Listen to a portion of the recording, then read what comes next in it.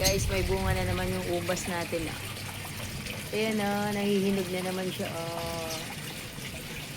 Yan, nakuha ko na yung isang peraso dyan. Kasi hinog na. Mahuhulog na. Ayan gusto nila ang maaraw, mabilis silang mahinog. Diba? Yun yun yung kita yung iba. Sa kabila. Ayan. Yun na yung iba Kailan-ilan lang ang bunga. Meron nga dito isang peraso. Tapos ito, meron dito. Ayun, nandun sa taas guys. Andun. Hindi kita, pero meron dun. Tapos meron dito na pailan-ilan. Ayun Ayan.